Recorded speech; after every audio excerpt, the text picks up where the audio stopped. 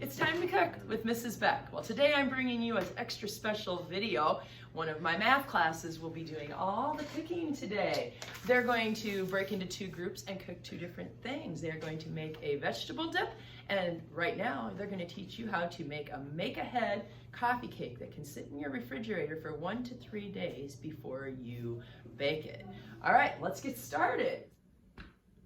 So first up, we have some margarine. You could use butter or margarine. That's going to go into our mixing bowl. We have about 11 tablespoons of margarine going in, along with 1 cup of white sugar. And that has already been measured out, so we're just going to dump that in. And then we will add 1/2 cup of brown sugar. Oh, very good. I didn't teach you about the trick to open the canister. Now, one of the things we do with brown sugar is we make sure that that brown sugar is packed in and nice and level on the top. Excellent job there. And we're now going to give that a little mix. This is called creaming when you mix butter and sugars together. We'll be adding 2 eggs to our coffee cake batter. So we're going to crack those eggs. Awesome. And then we're going to dump them into a different side dish. It's got a small bowl here, just to be sure that we don't get any shells in our coffee cake today. Be very careful, Caleb. Nicely done. Is that a job you do very often, breaking eggs? No. No. No. Well, you did well. Why don't you use that spatula and just kind of make sure everything on the edges is well mixed in there.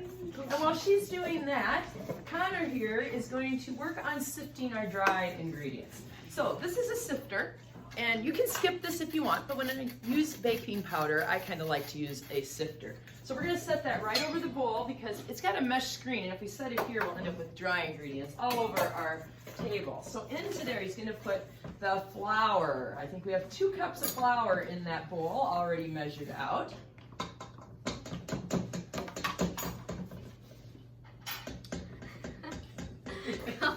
Well demonstrated. Oh! It's okay if it's not all. Careful. It's a little hard to get it in there. It's okay. The problem is more And we're so really following doing the sifting more for the baking soda, the baking powder than anything else. So then right on top of there, if you want, why don't you go ahead right now and add these things to the top of that. So you're going to use your 1/2 teaspoon for the salt. So the smaller one for your salt. You don't need to open that. And then you're going to use the 1 teaspoon. The 1 teaspoon will be for your baking powder, your baking soda, and your cinnamon. Make sure you have a level. Yeah, make sure you have a level. My container's getting low on baking powder. I need to put that on my grocery list. Nice. Oh, I like how it's getting level. He's going to be really precise. Excellent. It's Connor. He's definitely. All right, and a little cinnamon. You can keep going. You're going to use your teaspoon for these 2 ingredients too. I would take the lid completely off that. Twist it up. That way your scoop will fit right down in there. That definitely smells like cinnamon.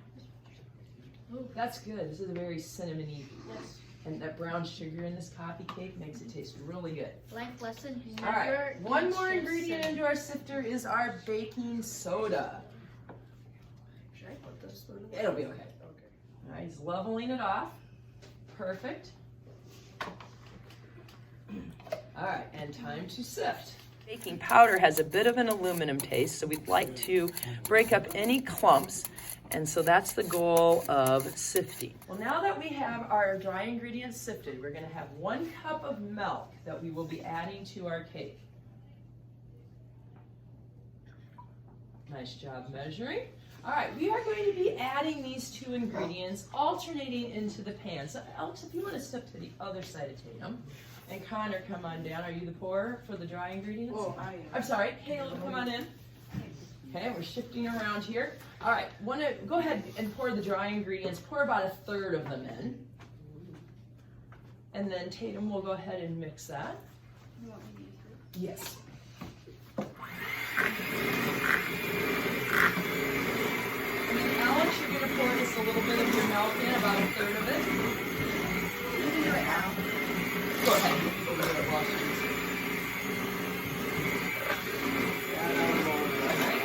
And then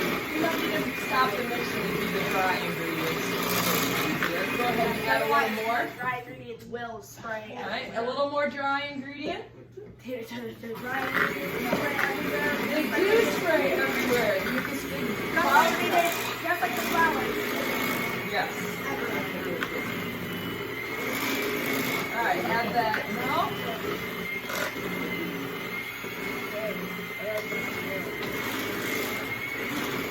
And some more dry ingredients.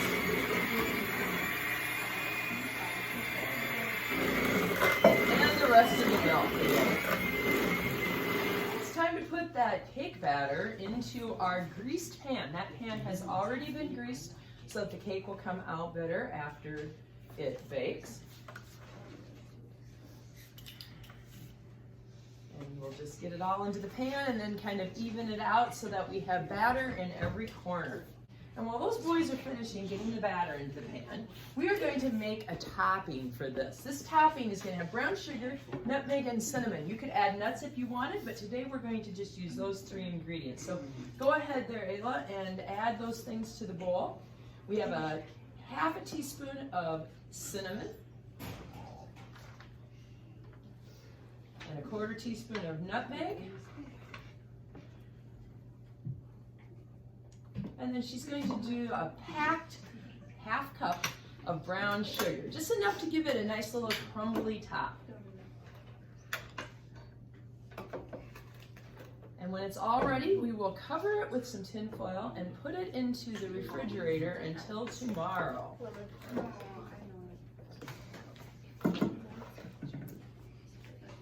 We're going to mix up those toppings, and then the boys have that cake batter looking great.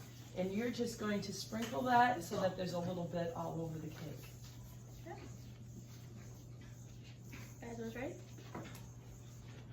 Looks good. You can just put the spatula in that bowl. Yeah, perfect. Yeah, sure.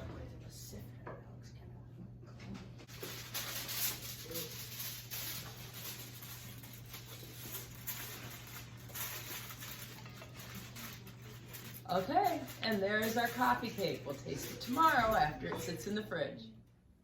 Well, it's a little more classroom cooking with Mrs. Beck's Time to Cook show. And today we are going to continue on making another recipe for a dip that is fantastic with vegetables. Serve it with carrots, celery, radishes, green peppers, or even with some crackers.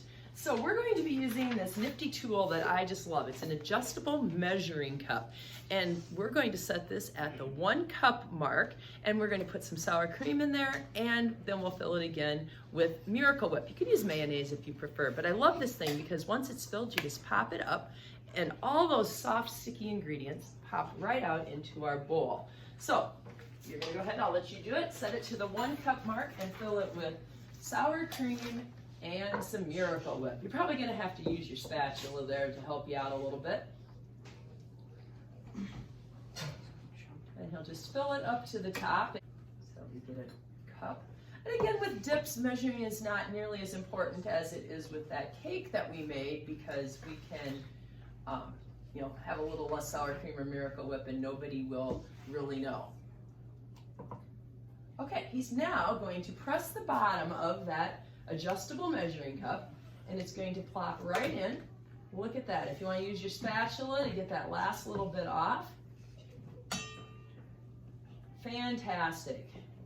All right, then if you just kind of scrape that off to clean it up just a bit, and then we'll just use that same spatula, and we'll reset the measuring cup to 1 cup. And this time he's going to fill it with Miracle Whip. If you have mayonnaise in your house instead, that works just fine. We're just kind of a Miracle Whip family. No problem. No problem. All right, well, he is measuring that one.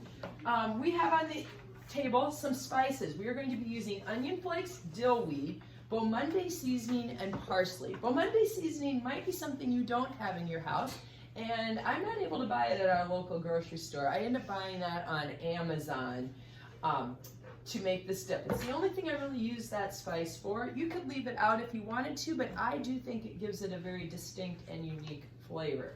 All right, so we are ready to put the Miracle Whip in, and then we will have 2 students here adding our spices. Great job. All right, how about a tablespoon of onion flakes next? One of the reasons this dip is better if it sits for at least a few hours or even for a day is those onion flakes are kind of crunchy, and when it sits in the sour cream and Miracle Whip, they start to soften up. All right, dump that right in.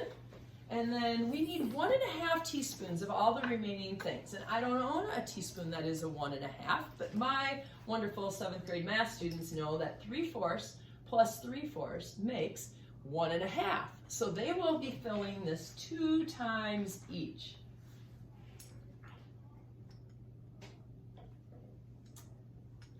Very nice.